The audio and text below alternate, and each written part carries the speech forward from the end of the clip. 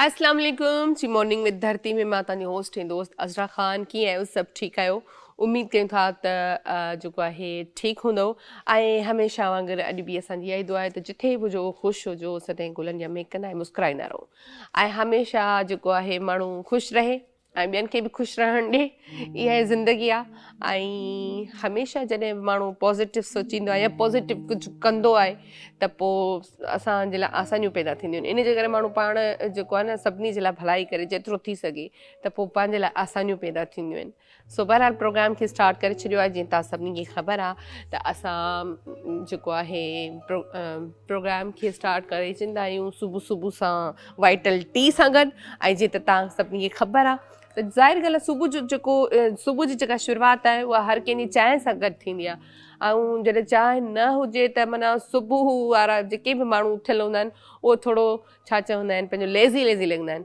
सो बहरहाल वरी हाशिम खे बि असां जेको आहे सलाम कंदासीं। अस्सलाम वालेकुम हाशिम। वालेकुम सलाम। कीअं आहियो? ठीकु आहियो? बहितरीन, सभु फिटफाट, सफ़ा ख़ुशि। अॼु उअं ई ख़ुशि थो लॻे। ॿुधाए छॾियां छो? छो या देरि सां ॿुधायो? ॿुधाए छॾियो। हा। सो मूं ई हाशिम ख़ुशि हूंदो आहे हमेशह। हाल सां इन ख़ुशि रखे। ऐं पर अॼु थोरो स्पेशली अञा वधीक ख़ुशि आहे। अच्छा जो अॼु जे ॾींहं ते ई पैदा थियो आहे। अॼु जे ॾींहं ते दुनिया में आयो आहे। सो असां जूं बेस्ट विशिस तव्हांजे लाइ खोड़ सारियूं ऐं हैप्पी बर्थडे टू यू। ऐं केक बि कटींदासीं, तव्हां टेंशन न वठो।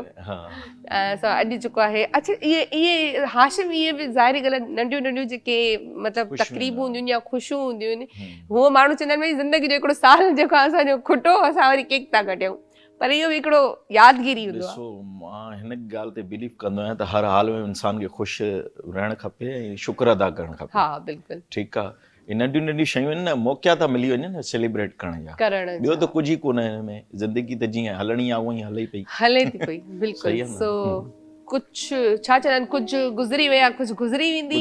ऐं इहो आहे वाक़ई में नंढियूं नंढियूं जेके ख़ुशियूं आहिनि उहे सेलिब्रेट करणु खपनि। ऐं असां इहो सोचींदासीं त नया ज़िंदगी जो हिकिड़ो साल जेको आहे उहो खुटी वियो, हाणे असां छो केक कटियूं। हाणे खुटणो त उहो ई बि आहे, मतिलबु रोई बि उनखे हो कराइणो आहे। ऐं जेकॾहिं असां खिली माना अलविदा कंदासीं उन साल खे त बि जेको आहे उहा ई साॻी ॻाल्हि थी वेंदी। त इन जे करे उहा ई ॻाल्हि कयमि त जेतिरो थी सघे ख़ुशियूं वंडियो ऐं ख़ुशि रहो ऐं ख़ुशि रहणु ॾियो। सो बहरहाल जीअं तव्हां सभिनी खे ख़बर आहे त सुबुह जी शुरूआति जेको आहे वाइटल टी सां थींदी आहे हर कंहिंजी, ऐं कंहिं न कंहिं चांहि सां थींदी आहे। सो असां वटि जेको आहे वाइटल टी हूंदी आहे त जॾहिं असां पंहिंजी सुबुह जी शुरूआति कंदा आहियूं सेट ते त सभु चांहि पीअंदा आहिनि ऐं चांहि सां गॾु असांजी शुरूआति थींदी आहे वाइटल। ऐं जीअं वाइटल वारनि लाइ हमेशह मां ॿुधाईंदी आहियां त हिननि जो इहो चवणु आहे त जेतिरा तव्हां पैक ख़रीद कंदव ओतिरा तव्हांखे खटण जा मौक़ा मिलंदा ऐं खोड़ सारा इनामात हिननि पैक्स जे अंदरि।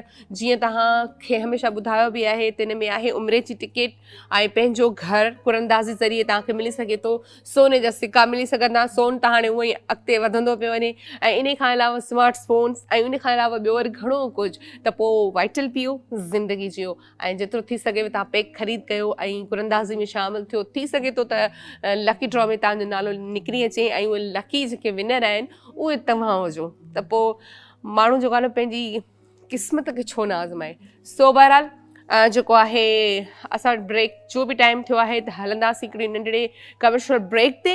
ऐं ब्रेक खां पोइ वरी असां ख़बर अथव खोड़ सारा महिमान गॾु हूंदा, कचहरी हूंदी, गॾो गॾु म्यूज़िक हूंदो। सो काॾे न वञिजो, वठूं था ब्रेक ऐं ब्रेक खां पोइ वरी ॻाल्हायूं।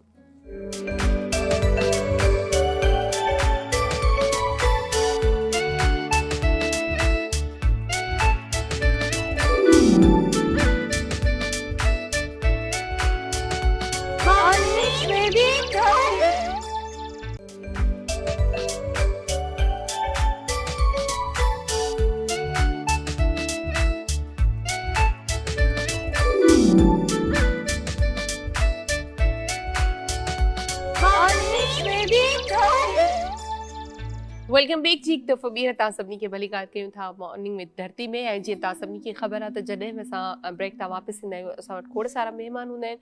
ऐं जॾहिं खोड़ सारा महिमान हूंदा आहिनि त खोड़ सारा टॉपिक हूंदा आहिनि ॻाल्हाइण जे लाइ। ऐं जॾहिं खोड़ सारा टॉपिक हूंदा आहिनि त ज़ाहिरी ॻाल्हि आहे खोड़ सारियूं शयूं सिखण जे लाइ मिलंदियूं आहिनि। ऐं प्रोग्राम जो 2 कलाक टाइम जेको हूंदो आहे असांजो, ऐं 2 कलाक प्रोग्राम करण जो मक़सदु बि हूंदो आहे त कुझु न कुझु असां बि तव्हां सां गॾु सिखूं, छो जो जेके महिमान ईंदा आहिनि उन्हनि मां कुझु न कुझु असां बि सिखंदा आहियूं। ऐं रोज़मर्रा ईअं ई हूंदो आहे हर कंहिंजी लाइफ में, त कॾहिं माना रोज़ को न को माण्हू किथां न किथां का न का अहिड़ी शइ सिखंदो आहे जेका असांखे पहिरीं ख़बर न हूंदी आहे, या असांखे ख़बर हूंदी आहे पर उनजो मतिलबु खोड़ सारियूं शयूं हूंदियूं आहिनि न, मंज़र हिकिड़ो हूंदो आहे, पस मंज़र ॿियो हूंदो आहे, त खोड़ सारियूं शयूं असां हितां सिखंदा आहियूं असां हाणे प्रोग्राम्स मां। त अॼु असां वटि जेके महिमान आहिनि उन्हनि जो बिना देरि मां तारीफ़ कराईंदी हलां, अॼु जी जेका कचहरी हूंदी उहा बि तव्हांजे लाइ इलाही जेको आहे फ़ाइदेमंद साबित थींदी। सो असां वटि जेके गॾु आहिनि असां सां तमामु सुठियूं, हिकु त मां पहिरियां त इहो चवां त जॾहिं बि का छोकिरी या जॾहिं बि कंहिं लेडी जी ॻाल्हि थींदी आहे, जॾहिं कंहिं छोकिरी ऐं औरत जी ॻाल्हि थींदी आहे त हमेशह असां इहो चवंदा आहियूं यार छोकिरियूं वीचारियूं किथे पढ़ी सघंदियूं, काॾे हेॾे वेंदियूं, कीअं ॿाहिरि वञी करे डिग्री हासिलु कंदियूं, या मतिलबु खोड़ सारा उन्हनि जे लाइ मसइला पैदा थींदा आहिनि न। कॾहिं घर वारनि जे तरफ़ां, त अगरि घर वारनि जी तरफ़ां इजाज़त मिलंदी आहे तरी ख़ानदान वारा, पर बहरहाल जंहिंखे अॻिते निकिरणो हूंदो आहे, जंहिंखे पढ़णो हूंदो आहे, जंहिंखे कुझु करिणो हूंदो आहे, उहो पंहिंजी महिनत सां, कावश सां, कोशिशुनि सां, स्ट्रगल सां अॻिते निकिरी वेंदा आहिनि। सो अॼु जेका असां वटि शख़्सियत मौजूदु आहे उहा तमामु ख़ूबसूरत हिकु लेडी, हिकु त पहिरियां त इहो चवंदसि, ऐं इन सां गॾोगॾु इलाही महिनती छोकिरी, ऐं अॼु असांजे विच में आहे, ऐं माशाल्लाह सां जेको आहे हिन वक़्तु हू लॉयर आहिनि। ऐं उहा ई ॻाल्हि आहे जॾहिं हिकु छोकिरी डॉक्टर या लॉयर हूंदी आहे न, उहो मतिलबु अञा वधीक फ़ख़्रु जहिड़ी ॻाल्हि हूंदी आहे। सो छोकिरनि ॾे त हर कंहिंजो ध्यानु हूंदो आहे, पर जॾहिं छोकिरियूं हिन मक़ाम ते कंहिं ते पहुचंदियूं आहिनि ऐं त पोइ अञा वधीक ख़ुशी बि थींदी आहे। सो तमामु सुठी असां सां लॉयर गॾु आहे, असां सां गॾु आहे अलवीना शाहीन साहिबा। सभ खां पहिरियां त उन्हनि खे असां वेलकम कंदासीं। अस्सलाम वालेकुम। वालेकुम अस्सलाम। कीअं अलवीना, ठीकु आहियो? बिल्कुलु ठीकु, तव्हां ॿुधायो कीअं आहियो? मां बिल्कुलु ठीकु आहियां तव्हांजे साम्हूं, ऐं तव्हांजी वॾी महिरबानी तव्हां असांजे प्रोग्राम में आयो। हा, अच्छा, जीअं अलवीना जे लाइ मां ॻाल्हि कई त असां लॉयर पर मां जीअं ॻाल्हि कई त ॿाहिरि छोकिरियूं वञनि त कीअं पढ़नि छा, पर हिननि जी जेका डिग्री आहे, जेका लॉ जी उन्हनि ॿाहिरां कई आहे UK मां, ऐं प्रैक्टिस जेको आहे पाकिस्तान मां कई आहे, वरी USA में हाणे प्रैक्टिस में जेको आहे प्रैक्टिस कनि पियूं, त ॾिसो केॾी सुठी ॻाल्हि आहे त छोकिरियूं जेके आहिनि अॻिते निकिरनि थियूं, ऐं ईअं छोकिरियुनि खे ॿाहिरि कढणु खपे। सो खोड़ सारी कचहरी थींदी अलवीना सां, ऐं पर जेको आहे घर में अलवीना जे जेके आहिनि उहे वरी डॉक्टर साहिब असां सां गॾु आहिनि, त खोड़ सारी बीमारियुनि ते बि ॻाल्हाईंदासीं, खोड़ सारा डॉक्टर साहिब खां जेको आहे न अॼु जेको न पहिरियों दफ़ो असां डॉक्टर साहिब खां फ्री में जेको आहे न टिप्स बि वठंदासीं बिना फीस जे। सो खोड़ सारे टॉपिक्स ते ॻाल्हाईंदासीं। असां सां तारिक नदीम साहिब गॾु आहिनि, उन्हनि खे वेलकम कयूं था। कीअं आहियो? ठीकु आहियो डॉक्टर साहिब? अल्हम्दुलिल्लाह, बहुत बहुत शुक्रिया आपने इनवाइट किया। तव्हां कीअं आहियो? ठीकु आहियो? मां बिल्कुलु ठीकु। अच्छा, उन खां पोइ वरी जॾहिं बि असां प्रोग्राम स्टार्ट कंदा आहियूं त ज़ाहिरी ॻाल्हि आहे खोड़ सारे महिमाननि सां गॾु वरी कचहरी सां गॾु वरी म्यूज़िक हूंदो आहे त अञा वधीक सुठो लॻंदो आहे। त म्यूज़िक जे लाइ असां वटि अॼु गॾु आहिनि असां सां हमीद उॾियण साहिबु, उन्हनि खे वेलकम कयूं था। अस्सलाम वालेकुम। ठीकु आहियो? हा, ख़ैर आहे। तव्हां ख़ुशि आहियो? मां बिल्कुलु ठीकु आहियां, तव्हांजी दुआ ऐं तव्हांजे साम्हूं। अच्छा, जीअं हाणे असां प्रोग्राम खे स्टार्ट में जेको आहे स्टार्ट कंदासीं पंहिंजो अलवीना खां। अच्छा, अलवीना खां त पहिरियां सभ खां पहिरियां त मां तव्हां खां इहो पुछंदमि अलवीना, त जीअं तव्हां मूंखे ॿुधायो बि ब्रेक में त तव्हां पंहिंजी जेका डिग्री आहे लॉ जी उहा तव्हां UK मां हासिलु कई आहे, उन खां पोइ वरी तव्हां चयो त पाकिस्तान में प्रैक्टिस कई, वरी हाणे USA में तव्हां प्रैक्टिस कयो था। त जॾहिं तव्हां ज़ाहिरी ॻाल्हि डिग्री ॿाहिरां कई आहे वरी हिते प्रैक्टिस कई आहे, छा फ़र्क़ु आहे पाकिस्तान ऐं ॿाहिरि जे लॉ में? अच्छा, सभिनि खां पहिरियां त थैंक यू सो मच एतिरे सुठे तारीफ़ जे लाइ। न डिज़र्व कयो था तव्हां, इन खां वधीक कयो था। न बिल्कुलु, तव्हांजी महिरबानी। अच्छा, इनमें थोरी सी मां क्लैरिटी आणियां कि मुंहिंजी जेका डिग्री आहे उहा UK जी त आहे, पर मां उहा कई पाकिस्तान मां ई आहे। अच्छा जी, मुंहिंजो पूरो जेको बैचलर्स थियो आहे थ्रू आउट 3 इयर्स, उहो मां पाकिस्तान में रही करे ई पंहिंजी डिग्री कंप्लीट कई आहे। एंड उन खां अलावा मतिलबु पंहिंजी डिग्री सां गॾोगॾु मुंहिंजे जेको आहे सो प्रैक्टिस पंहिंजी कंटिन्यू करे छॾी, डिफरेंट लॉ फर्म्स सां इंटर्नशिप्स कयूं, एंड उन खां अलावा मुंहिंजो नेशनल असेंबली जो बि एक्सपीरियंस आहे। मां हुननि सां बि कमु कयो आहे। उन खां बाद जेको आहे सो कोई 6 महीननि जी प्रैक्टिस मां पाकिस्तानी कोर्ट्स में कई, एंड उन खां बाद मूंखे हिकिड़ी ऑफर अची वई USA जी कंपनी खां, त मां ओॾे शिफ्ट थी वियसि। अच्छा, त अच्छा, जीअं प्रैक्टिस जे दौरान ई पुछां थी न, हाणे त जीअं तव्हां पाकिस्तानी लॉ जे हिसाब सां प्रैक्टिस कई आहे, वरी हाणे USA त मतिलबु UAE सॉरी, त फ़र्क़ु आहे कुझु? ॾिसो, अगरि लॉ जी ॻाल्हि कई वञे त लॉ त तव्हांखे दुनिया जे हर कोने में डिफरेंट मिलंदो, बल्कि पाकिस्तान जे सूबनि में ई तव्हां ॾिसो त इलाही जॻहियुनि ते जेको आहे सो तव्हांजे लॉ में थोरी सी चेंजिस ईंदा आहिनि, थोरा सा कंट्राडिक्शन्स ईंदा आहिनि। लेकिन असल जेका तव्हांजी हूंदो आहे त तव्हांजी कोर्ट्स कीअं थियूं प्रोसेस करनि, उन में इलाही ज़्यादा आई वुड से के डिफरेंस आहे। छो त असांजो जेको पाकिस्तान जो लॉ आहे उनखे थोरो सो USA जे बनिस्बत जेको आहे उहो थोरो सो इवॉल्व थियण में रिजिड आहे। USA जो जेको लॉ आहे तव्हांजो उन्हनि जा जजिस इलाही एफिशिएंट आहिनि, उन्हनि जूं कोर्ट्स एफिशिएंट आहिनि, उन्हनि जो लॉ जी जेका इम्प्लीकेशन हूंदी आहे उहा इलाही जल्दी थींदी आहे, इलाही जल्दी जेको आहे सो चेंज थींदी आहे। बनिस्बत तव्हां ॾिठो हूंदो पाकिस्तान में केसिस साल हलंदा, उहा शइ हलंदी उते बि आहे, लेकिन उनमें वरी अगेन हिकिड़ो डिफरेंस अची वेंदो आहे कि उते उहा शइ अगरि डिले बि थिए थी त हिकिड़ो प्रॉपर प्रोसीजर जे थ्रू थिए थी। पाकिस्तान में U don't have any explanation कि छो थी थिए। त उहो असां त ईअं चवंदा आहियूं कि पाकिस्तान जो जेको लॉ आहे उहो थोरो सो जेको आहे कॉलोनियल एरा मां, ऑब्वियसली असांजो कॉन्स्टिट्यूशन UK जो कॉन्स्टिट्यूशन मां ई ठहियो आहे, त उहो थोरो सो जेको आहे सो कॉलोनियल आहे अञा बि। अच्छा, जीअं प्रैक्टिस जे दौरान तव्हांखे जीअं तव्हां लॉ में फ़र्क़ु था ॿुधायो, ईअं केसिस में बि फ़र्क़ु हूंदो न, ज़ाहिरी ॻाल्हि आहे। पाकिस्तान में जेके केसिस आहिनि उहे वरी USA में न हूंदा, वरी UK में अञा वधीक ॿिए क़िस्म जा हूंदा। त ज़्यादातर जेके केसिस आहिनि छा डिफरेंस ॾिठो तव्हां त हिते वधीक हिन शइ या हिन नोयत जा केसिस आहिनि हिते ई आहिनि या न आहिनि?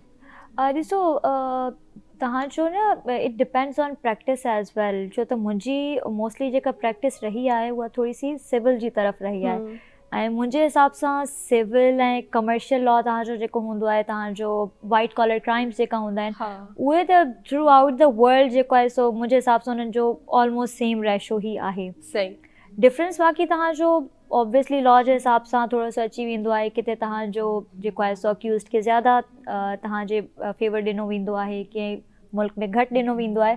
सो with every law there is a difference indeed. अच्छा, हाणे जेको आहे असां जेको आहे पंहिंजो डॉक्टर साहब सां थोरी कचहरी कंदासीं। डॉक्टर साहब खां पुछंदासीं त इर्द गिर्द हिन वक़्तु जेको एनवायरमेंट हले थो असां वटि, ज़ाहिरी ॻाल्हि आहे जीअं असां अॻिते वञूं पिया सियारे जी, तीअं CA में भी इजाफो अचे थो। तो डॉक्टर साहब अभी जो उर्दू में बात करूँ ना आपके साथ में? बिल्कुल, उर्दू से दोनों मिक्स है। तो इजी यही रहेगा। अच्छा, अभी जो एनवायरनमेंट चल रहा है और जैसे जैसे हम सर्दी की तरफ बढ़ रहे हैं तो हर किसी को देखो, एक बंदे को छोड़ के दूसरे को फ्लू, नज़ला, जुकाम। तो इससे पहले तो ये बताएं कि इससे अगर हम पहले तो बचें कैसे, और अगर हो जाए तो फिर क्या करना चाहिए? मेरे 2 सवाल हैं। देखिए, बहुत अच्छा सवाल आपने किया। सबसे पहले हमें बचना ज़रूरी है। मेडिकल में भी हम जिस चीज़ पे जोर देते हैं वो prevention is better than cure. तो आजकल जो मौसम है ठंडा, इसमें गले की खराश और वायरल फ्लू चलता है। सही। अब वायरस को आपको पता है स्प्रेड करने के बहुत सारे जो कॉमन तरीके हर बंदा जानता है कि आप हैंड वॉश करें, ठीक है, और बिला वजह इधर उधर चीज़ों को टच ना करें, और अगर किसी को आपके आसपास है आप उससे दूरी इख्तियार करें। और सबसे आसान तरीका जो हम कर सकते हैं, मास्क यूज़ करें। हम कोविड के बाद भूल गए मास्क को। कोविड आया तो हर बंदा मास्क के पीछे दौड़ता था, लेकिन अब हमने उसको छोड़ दिया। तो वायरस से प्रिवेंशन ये है कि आप उससे बच सकते हैं कि वो आप तक पहुँचे कैसे। जैसे आप किसी के घर जाते हैं या पब्लिक प्लेस पे जाते हैं तो आप बहुत जगह स्विचेस होते हैं, डोर नॉब्स होते हैं या रेलिंग होती है, आप उसको टच ना करें। ये वायरस जो है स्प्रेड होता है इसी तरीके से। जैसे आप किसी जगह शॉपिंग सेंटर में आप चले गए तो वहाँ बहुत सारे लोग, उनमें से किसी को वायरस होगा तो जो जहाँ वो टच करेगा वहाँ वो वायरस मौजूद होगा। आपने उस चीज़ को अननेसेसरी टच कर लिया तो वायरस आपको ट्रांसफ़र हो सकता है। तो पहली चीज़ तो ये कि आप वायरस से बच जाएँ। बचने के लिए कि जहाँ आप देख रहे हैं 4-5 बंदों को नज़ला, जुकाम या फ्लू हो रहा है, आप उससे दूरी इख्तियार कर लें। और अब पहले भी लोग कहते थे खांसें तो मुंह पे हाथ रख लें, तो उसकी एक वजह ये होती है कि आप तक ही रहे, दूसरे तक ना। आप हज पे जाते हैं तो वहाँ पे भी स्प्रेड होता है बहुत जल्दी, क्योंकि हम बहुत ज़्यादा वहाँ लोग एक दूसरे के करीब होते हैं। तो ये वायरस सिंपली वहाँ से फैलता, आप उसको इस तरीके से रोक सकते हैं। दूसरी चीज़, अगर हो जाए, अब होता है तो स्नीजिंग वगैरह या नाक से पानी आना या गले की खराश शुरू हो जाती है, ये कॉमन फ्लू की अलामत हैं। अब अगर उसको कवर करना है आपने तो आप बेटर ये कि ये जो 2-3 चीज़ें जिसको हम कहते हैं सूप और यखनी, इस मौसम में बहुत ज़्यादा पाई जाती है और पी भी जाती है। ये अपने आप को वार्म रखना, अपने आप को गर्म रखना और फुल क्लॉथ्स यूज़ करना, आप उससे बच सकते हैं। दूसरी चीज़ ये कि आप ये जो हॉट ड्रिंक्स है, कॉफ़ी, चाय, इसका इस्तेमाल करें। अगर फिर भी नहीं ठीक होता है, 3 दिन दवा लेंगे तो 1 हफ्ते में ख़त्म होगा, दवा के साथ 1 वीक में ख़त्म होगा। इसका सिंपल तरीका होता है कि दवा खाएंगे तो 1 हफ्ते में, नहीं दवा खाएंगे तो 1 वीक में। 1 वीक में। अच्छा, वैसे डॉक्टर साहब अभी जो जैसे हमने कहा कि अगर ठीक हो रहा है 3 दिन में तो ठीक है, वरना 1 हफ्ता, लेकिन काफ़ी ऐसी तबीयत हो जाती है कि आप ठीक नहीं होते। जैसे एक दफ़ा जैसे कहते हैं ना, ठंड लग गई, जैसे ठंड लगना कहते हैं, तो उसके लिए ऐसा होता है कि कभी जाहिर सी बात है डिहाइड्रेशन हो जाती है बंदे को या कुछ इस तरह, तो उस सिचुएशन में फिर क्या करना चाहिए? हाँ देखिए, ये फिर थोड़ा सा सेकंड स्टेप में हम आ जाते हैं कि अगर आपको फ्लू हो गया है और आपने केयर नहीं की तो फिर ये इन्फेक्शन बढ़ता है, सेकेंडरी बैक्टीरियल में आ जाता है। जब ये वायरल से बैक्टीरियल में चेंज हो जाता है तो वो तमाम बैक्टीरियल की अलामत आनी शुरू हो जाती है, जैसे स्पूटम विद बलगम आना शुरू हो जाता है, उसका कलर चेंज हो जाता है और फिर फीवर और साथ में कफ शुरू हो जाएगी। तो ये आप कोई भी पेशेंट है, वो आम आदमी, वो थोड़ी सी नेग्लिजेंस से काम करता है तो फिर ये सेकंड स्टेज आती है। उस पर सबसे पहले कोशिश ये करनी चाहिए कि डॉक्टर से रुजू करें। अगर डॉक्टर आपको मिल जाता है, इधर तो फ्री मिला हुआ है, तो उसमें आपने कोई अच्छी सी एंटीहिस्टामिन ले लेनी है और अगर जरूरत हो तो 1 आध एंटीबायोटिक साथ में ऐड कर देते हैं। लेकिन इन केस ऑफ फीवर, अगर फीवर नहीं आता तो नो नीड टू यूज़ एंटीबायोटिक्स। हम सिंपल पेनाडोल ले लेंगे, हाइड्रेट करेंगे अपने आप को, पानी ज़्यादा पिएंगे और हॉट वेदर में रहेंगे, मतलब ठंड से बचेंगे तो ठीक है। अच्छा डॉक्टर साहब, ये भी मैं साथ साथ पूछना चाहूंगी कि जैसे कहते हैं कि फीवर हम अमूमन हर किसी की आदत है ना, चाहे फिर वो शायद डॉक्टर ही ना हो, हम लाइट लेते हैं। अगर फीवर हो भी गया तो हम कहते हैं भाई पेनाडोल ले ले या कुछ इस तरह की टेबलेट ले लेते हैं ना, फिर वो हम इग्नोर कर देते हैं। थोड़ा सा सर में दर्द हो रहा है या ऐसा बॉडी में पेन फील हो रहा है, तो मैंने ये सुना है कि भाई 3 दिन तक अगर आपको फीवर सही नहीं हो रहा तो आप उसको मतलब सीरियस लें। बिल्कुल, आपने सही कहा। तो क्या हम जैसे पहले हमें फीवर फील होता है घर में, हम डॉक्टर को दिखाने से पहले जैसे हम पैराडोल्स वगैरह ले लेते तो क्या ये सही है? वैसे नहीं, देखिए इसके मैं आपको थोड़ा सा क्लियर कर दूं। बहुत अच्छी बात आपने पूछी कि आमतौर पर इंसान यही कहता है कि 3-4 दिन तो दवा नहीं खानी चाहिए, लेकिन अगर आपको फीवर आ जाता है तो fever is sine of infection. Viral में भी हल्का लाइट ग्रेड फीवर होता है, अगर आपको 99 है तो उसको हम फीवर भी कंसीडर नहीं किया जाता है। लेकिन अगर फीवर बढ़ रहा है और पेनाडोल लेके नेक्स्ट डे फिर रिपीट हो रहा है, फिर आपने पेनाडोल ले ली, फिर तीसरे दिन रिपीट हो रहा है, now it is time to consult the doctor. क्योंकि उसमें ऐसा ये देखें, अगर वायरस है और वो कन्वर्ट हो गया बैक्टीरियल में तो उसको आपको अच्छी एंटीबायोटिक लेनी पड़ेगी, फिर और कंसल्टेशन जरूरत है। अच्छा, वैसे जब गर्मियाँ होती हैं तो जाहिर सी बात है सबको पेट की बीमारी हो जाती है या वो मेट फील होता है या इस तरह। सर्दियों में भी ये होता है, तो ये सर्दियों में क्यों होता है ये डॉक्टर साहब से हम पूछेंगे, लेकिन ब्रेक का टाइम हो जाता है। वठू था ब्रेक है, ब्रेक आप वरी गॾु करे न वञो।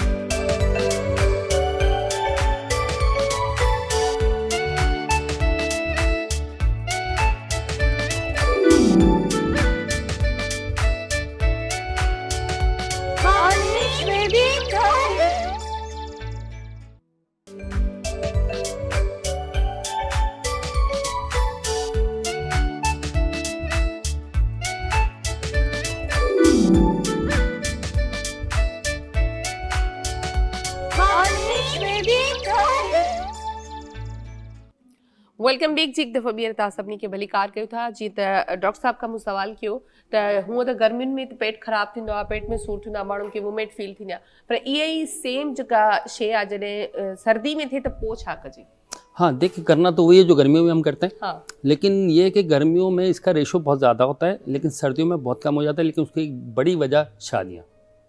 हम लोग इस सीज़न में शादियां बहुत हो रही होती हैं, आउटडोर ईटिंग बढ़ जाती है, बाहर से खाना खाते हैं, और इस सीज़न शादी का हेल्दी डेली 1-2 शादी हो रही होती है और आप इनवाइटेड भी होते हैं, जाहिर सी बात है फिर जाना भी पड़ता है, खाना भी पड़ता है। तो बहुत सारे इश्यूज है कि वो टोटली अनहाइजीनिक कंडीशंस में खाना मिलता है, तो वहाँ से एक सोर्स बन जाता है। दूसरा ये कि जो ये मोशन का जो एंटामीबा स्टोलेटिका वगैरह इस किस्म के जो जरासीम होते हैं ना, वो वाटर बॉर्न होते हैं, तो आपको पानी पीने का साफ नहीं मिलेगा तो वो सीजन नहीं देखेगा, आपको गर्मी सर्दी दोनों में मोशन लगेगा। दोनों में वो कभी सर्दी लगेगी कभी गर्मी होगी, मतलब उससे लिंक बन जाता है मोशन का इसी पानी से। सही। अच्छा अलवीना, तव्हां खां हाणे पुछंदासीं त जीअं हाणे तव्हां माशाल्लाह सां डिग्री होल्डर आहियो, त हाणे मतिलबु हूअं हिकिड़ो जॾहिं वकील डिग्री हासिल करे वठंदो आहे त पोइ हू कंहिं न कंहिं कोर्ट में जॉइन कंदो आहे, या वरी मतिलबु तव्हांजो छा मतिलबु प्रैक्टिस ई कंदो या किथे कंहिं कोर्ट में को केस बि विढ़ंदो या कंहिंखे खटे ॾींदो, छा आहे एम अॻियां छा आहे तव्हां? ॾिसो कोर्ट्स में त मुंहिंजे ख़्याल सां मां पंहिंजे फर्स्ट ईयर खां वठी वेंदी रही आहियां, बल्कि स्टिल कंटिन्यूअसली जेको आहे सो मुंहिंजो कोर्ट्स में प्रैक्टिस हलंदी रही आहे। मूंखे रिसेंटली मे जे अंदरि 2024 जे अंदरि मुंहिंजी ग्रेजुएशन थी आहे, मे 2025 में मूंखे मुंहिंजो लाइसेंस मिलियो आहे। वाह वाह। सो उन जो पोइ हाणे जेको आहे सो उहा कोशिशि आहे त पंहिंजा इंडिविजुअल केसिस जेका आहिनि इंडिपेंडेंट केसिस विड़ाऊं, लेकिन कोर्ट्स मां तीअं सम्झो त असांजी नंढपिण जी हाणे थी पर वई आहे। ॾिसो जॾहिं हिकिड़ो वकील जीअं तव्हां हाणे ज़ाहिरी ॻाल्हि आहे तव्हांखे हाणे लाइसेंस मिलियो आहे या डिग्री मिली आहे त हिकिड़ो जीअं तव्हां ॻाल्हि बि कई त केसनि जी, त हाणे असांखे केस कंहिं हद ताईं विढ़णु खपनि। पाकिस्तान में या असांजी स्पेशली कराची जी ॻाल्हि कंदमि, ज़्यादातर कहिड़ा केसिस तव्हांजे साम्हूं आया आहिनि या कहिड़ा केसिस ॾिसो थियूं त हिननि ते वधीक कमु करण जी ज़रूरत आहे? ॾिसो, अगरि तव्हां मुंहिंजे ओपिनियन में ॻाल्हि कयो त तव्हांजो जेको आहे सो अगरि क्रिमिनल केसिस में असां वञूं, हर तरह नॉर्मली त हर तरह जा केसिस इलाही आहिनि। तव्हांजा फैमिली केसिस भरियूं पियूं आहिनि कोर्ट्स, क्रिमिनल भरियूं पियूं आहिनि। सो इन my opinion family is something which is like very personal, तव्हां हुन में इंटरफेयर नथा करे सघो। क्रिमिनल कहिड़ी शइ आहे जेका तव्हांजो लॉ एंड ऑर्डर एजेंसीज़ जेका आहिनि, जॾहिं तक उहे कमु न कंदियूं तॾहिं तक जेको आहे सो हिननि केसिस में कुझु नथो थी सघे, तव्हां हिननि खे घटि नथा करे सघो। बाक़ी वट आई सजेस्ट इज़ कि तव्हांजा जेके सिविल नौयत जा जेके केसिस आहिनि, जेके तव्हांजा कंपनीज़ जा मैटर्स हूंदा आहिनि, जंहिंमें पाकिस्तान माशाल्लाह हाणे इनिशिएटिव्स वरिता आहिनि इलाही ज़्यादा, उन में जेको आहे सो हिकिड़ो असां वटि हिकिड़ो कॉन्सेप्ट हूंदो आहे ऑल्टरनेट डिस्प्यूट रेज़ोल्यूशन, जंहिंमें तव्हां जेको आहे सो कोर्ट्स ई तव्हांखे मशवरो ॾींदियूं आहिनि कि पहिरियां तव्हां विहो कोर्ट खां ॿाहिरि, तव्हां सलाह मशवरो कयो हिक ॿिए सां, ऐं कोई हिकिड़ो विच जो पॉइंट अहिड़ो ॻोल्हियो जिथे तव्हां ॿई एग्री कयो ऐं उन जे हिसाब सां तव्हां पंहिंजो मसइलो जेको आहे उहो बिना लिटिगेशन जे तव्हां हुनखे हल कयो।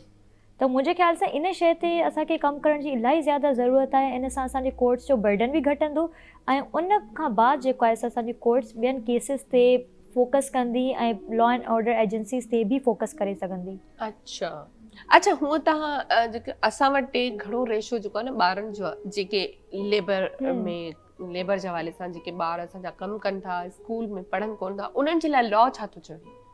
ॾिसो, लॉ में त असांजो मां इहो चवंदमि, अगरि तव्हां हिन वक़्तु बि गूगल कयो त तव्हांखे इहो ई मिलंदो त पाकिस्तान जो जेको रिटन कॉन्स्टिट्यूशन आहे in on paper, it is one of the best constitutions in the world.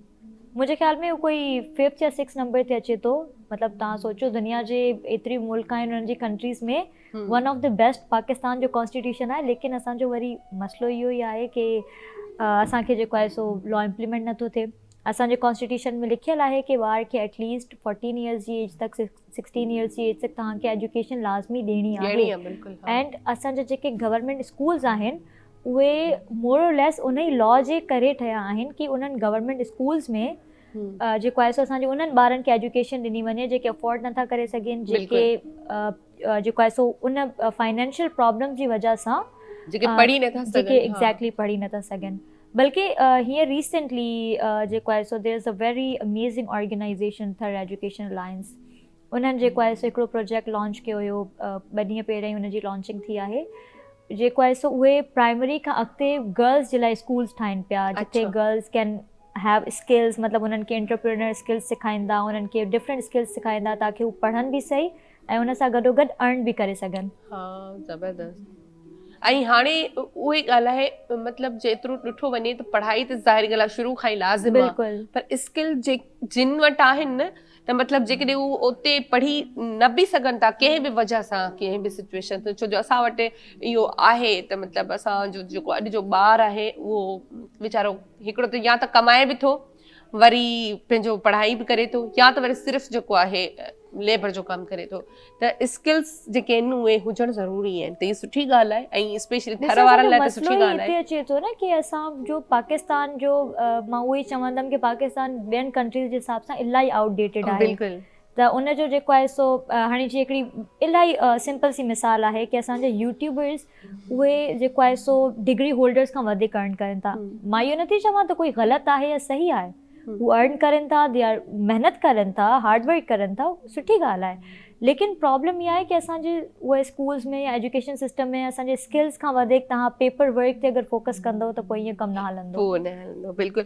अच्छा डॉक्टर साहब बेटा, अच्छा डॉक्टर साहब से पूछेंगे कि डॉक्टर साहब जैसे कहते हैं ज़ाहिर सी बात है हमें सफाई तो हर एक इंसान को करनी चाहिए, लेकिन मैंने कहीं ये भी पढ़ा था कि जैसे सर्दी आती है तो जाहिर सी बात है हमारी स्किन जो है वो ड्राई हो जाती है, तो काफ़ी लोग ये कहते हैं कि भाई ज़्यादा जो है पानी लगाने से या बार बार मुंह हाथ धोने से भी स्किन और ख़राब होती है, तो क्या ये सही है? बिल्कुल डेफिनेटली। देखें, अगर सर्दियों का मौसम आ गया है और आपको स्किन प्रॉब्लम्स आ रही है तो उसकी पहली एक वजह जो आपको सिंपल करना है कि पानी ज़्यादा पिएं, अपने आप को हाइड्रेट करें। जब आप हाइड्रेट होंगे तो आपकी स्किन नॉर्मल रहेगी, क्योंकि स्किन को अब हम शुमार करते हैं इट इज़ एन ऑर्गन। हाँ। जैसे हमारी आंखें हैं, नाक है, कान है, तो कलेक्टिव स्किन को हम एक ऑर्गन समझते हैं। तो उस ऑर्गन की नीड्स में सबसे पहले पानी आता है। अगर हम अपने आप को हाइड्रेट रखेंगे, कोई भी शख्स, तो उसको स्किन प्रॉब्लम्स कम होंगी। और फिर दूसरी चीज़, सोने पे सुहागा, अगर सर्दी का मौसम आ गया है और पेशेंट को ऑलरेडी स्केबीज है या एक्जिमा है, हाँ। तो वो एक्जिजरेट होकर डबल हो जाता है, ट्रिपल हो जाता है। तो हमारे पास तो इस किस्म के पेशेंट आ रहे होते हैं, ऑलरेडी उनको एक्जिमा हुआ हुआ है या स्केबीज हुई भी है, अब उन्होंने पानी भी कम पिया और सर्दी का मौसम आया तो इन्फेक्टेड कंडीशंस के साथ आ जाते हैं। तो कोशिश ये करें कि इसमें पानी ज़्यादा पिएं और मॉइस्चराइज करें स्किन को। स्किन को मॉइस्चराइज करने के लिए कोई भी पेट्रोलियम जेली वगैरह लें, ताकि आपका वाटर लॉस भी थोड़ा सा कम हो जाए और सूथिंग इफेक्ट आपको मिलेगा। अच्छा डॉक्टर साहब, आपने जैसे खुद ही नाम ले लिया पेट्रोलियम जेली वगैरह का, या लोशंस भी बहुत आते हैं, लेकिन मॉइस्चराइजर के तौर पर अगर हम कोकोनट ऑयल यूज़ कर रहे हैं तो वो कितना बेस्ट है? नहीं, बेस्ट। देखें, अगर नेचर की तरफ हम जाते हैं, हाँ। ऑर्गेनिक चीज़ें वैसे भी हेल्थ के लिए अच्छी होती हैं। अगर आप कोकोनट ऑयल, मकसद ये होता है कि मॉइस्चराइज करना स्किन को। अब वो नाम चेंज करके मॉइस्चराइजर आपको एक लंबी लिस्ट मिल जाती है, लेकिन बेसिक फंक्शन सबका एक ही होता है। तो उसमें सरसों का तेल भी अगर सिंपल घर में अवेलेबल है, आप उसको भी यूज़ कर लें, क्योंकि आपको एक बेसिक फंक्शन मिल जाएगा। बेसिक फंक्शन से मुराद है कि आपकी स्किन को थोड़ा रिलैक्स मिलेगा और हाइड्रेट करें बहुत ज़्यादा अपने आप को। जबरदस्त। और सीरम वगैरह तो आपको पता अवेलेबल है, अगर आप चाहे तो वो भी यूज़ कर सकते हैं। बिल्कुल। अच्छा, त हाणे असांजी कचहरिया खोड़ सारी थी हुई आहे, पर हिन में वरी हाणे थोरो म्यूज़िक बि विझंदासीं। त हमीद उॼड़ साहब सां गॾु असांखे छा ॿुधाईंदो फर्स्ट में? शाहज़ादी बेटा जो कलाम आहे, ठीकु, सूफ़ी कलाम आहे, ठीकु आहे। इश्क जो चक्कर आहे, छा कयूं। Okay okay.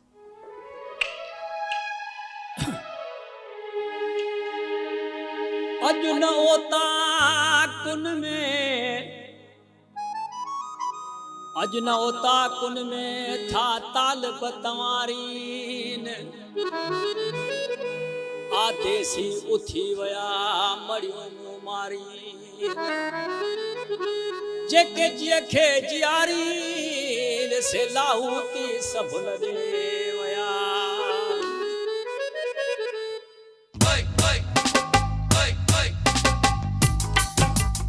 आए अरमान अजीबन जो मुखे नाल न नियाऊं, आए अरमान अजीबन जो मुखे नाल न नियाऊं, नाल न नियाऊं, चिन छाखा छजाऊं, अला नाल न नियाऊं, नाल न नियाऊं, चिन छाखा छजाऊं, अला नाल न नियाऊं। आहे अरमान अजीबन जो मुखे नाल न नियाऊं, आहे अरमान अजीबन जो मुखे नाल न नियाऊं।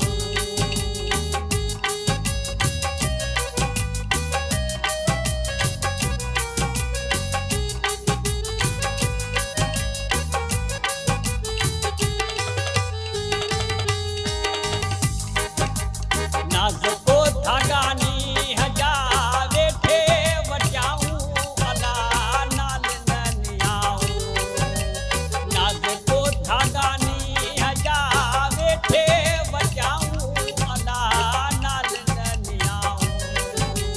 आहे अरमान अजीबन जो मुखे नाल न नियाऊं, आहे अरमान अजीबन जो मुखे नाल न नियाऊं।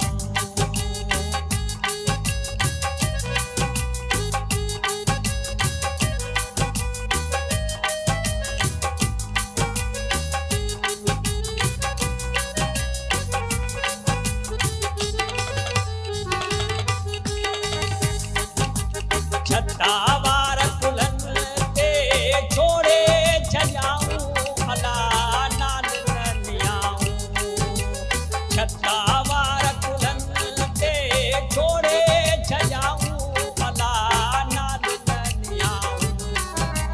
आहे अरमान अजीबन जो मुखे नाल न नियाऊं, आहे अरमान अजीबन जो मुखे नाल न नियाऊं।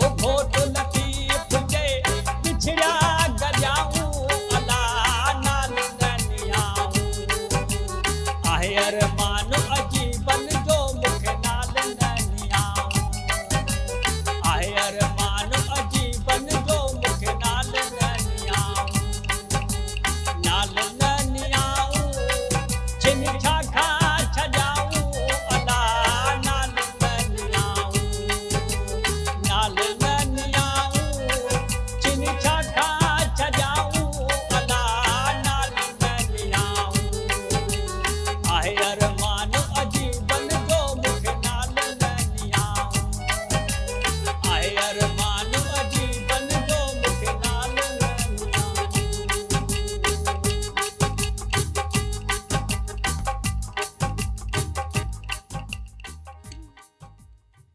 वाह वाह वाह ज़बरदस्त ब्रेक जो बि टाइम थियो आहे त ब्रेक ते हलंदासीं ऐं वठूं था न्यूज़ ब्रेक ऐं न्यूज़ ब्रेक खां पोइ वरी गॾु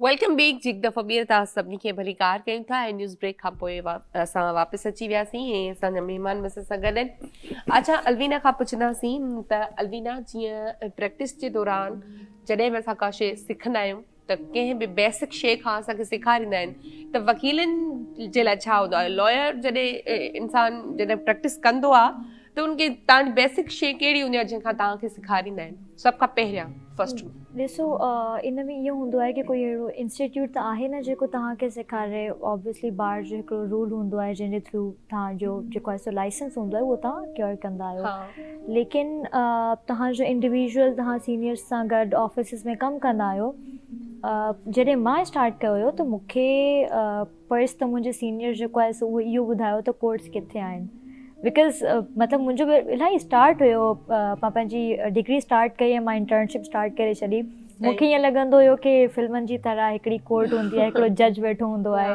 तव्हां जेको आहे सो वञी करे आर्ग्यू कंदा आहियो लेकिन उन खां बाद उन्हनि मूंखे ॿुधायो त ईअं न आहे हूंदो हिकिड़े कोर्ट जे अंदरि तव्हांखे इलाही सारा कोर्ट रूम्स हूंदा आहिनि त उहो काफ़ी सारियूं शयूं जेको आहे सो क्लियर थियूं तव्हांखे पहिरियां ख़बर हुजे की सिस्टम कीअं वर्क कंदो आहे उन खां बाद तव्हांजी फाइल कीअं ठहंदी आहे सभिनि खां मेजर शइ जेका इलाही स्टूडेंट्स खे न आहे ख़बर हूंदी उन खां पोइ जेको आहे सो आहिस्ता आहिस्ता तव्हांजी ड्राफ्टिंग जी तरफ़ ऐं पोइ वरी स्किल्स जीअं जीअं कमु ईंदो रहंदो आहे तव्हांखे उन हिसाब सां जेको आहे सो उहो सेखारींदा रहंदा आहिनि सही अच्छा अलवीना असां हमेशह ॾिठो आहे त जेके वकील हूंदा आहिनि जीअं डॉक्टर जो हिकिड़ो ड्रेस आहे वकीलनि जो बि हिकिड़ो मख़सूस ड्रेस हूंदो आहे तव्हां उहो कॾहिं वेयर कयो आहे मां एक्चुअली हाणे थकिजी पई आहियां उहो वेयर करे करे अच्छा हाणे त मुंहिंजी जॉब ऑनलाइन हूंदी आहे त मां शुक्र कंदी आहियां की मूंखे पाइणो नथो पवे या त सुबुह खां वठी राति तक तव्हां हिकिड़े वाइट कलर जे ड्रेस में तव्हांखे पंहिंजो पाण जेको आहे सो उहो बिल्कुलु बेरंग लॻंदो आहे असल में उहा पहचान हूंदी आहे न जीअं डॉक्टर जी बि हिकिड़ी पहचान आहे बिल्कुलु मां त उहो चवंदी आहियां मां अगरि हीअं निकिरंदी आहियां त पोइ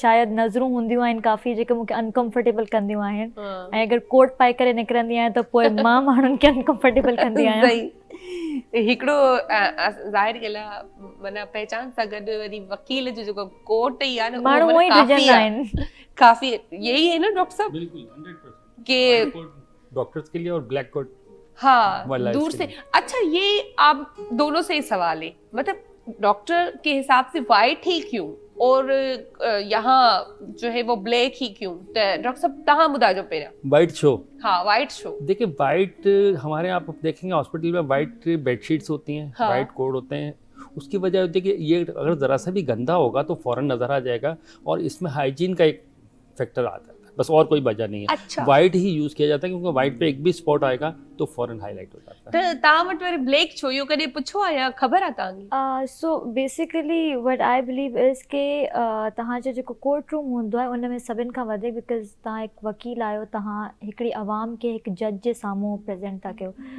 त तव्हांजो जेको आहे सो हिकिड़ो त माण्हुनि खां तव्हांखे थोरो डिस्टिंग्विश करण जे लाइ ऐं उन खां अलावा तव्हांजो मतिलबु ऑब्वियसली वाइट एंड ब्लैक कोट खां अलावा उहा कहिड़ी शइ आहे जेका प्रेज़ेंटेबल न लॻंदी।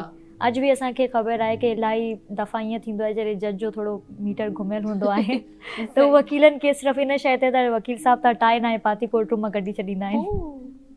माना ये शयूं बि नोट कंदा आहिनि बिकॉज़ ही लॉ में लिखियल आहे तव्हांजे। अच्छा, तव्हांजो लॉ तव्हांखे प्रॉपर हिकु ड्रेसअप तव्हांखे ॿुधाईंदो आहे त कीअं करिणो आहे फुल ड्रेस में। बिल्कुलु। अच्छा, हूअं जीअं असां जीअं तव्हां ॻाल्हि कई थोरी देरि पहिरियां त मां फिल्मुनि में ॾिसंदा हुआसीं असां त भई ही जज आहे, वरी हेठि जेको आहे कटहरे में जेको आहे बीठो आहे जेको छा चवंदा आहिनि मुल्ज़िम या मुजरिम जेको बि चइजे, वरी पोइ वकील उनजो केस विढ़ंदो आहे त उन्हनि खे वरी हिकिड़ी शॉल वांगुरु पातल हूंदी आहे न, हा लॉन्ग जंहिंखे चवंदासीं, त छा असां वटि बि ईअं आहे? अच्छा, इहा प्रैक्टिस जेको आहे सो लाहौर इस्लामाबाद तरफ़ मतिलबु पंजाब जे सिटीज़ में आहे।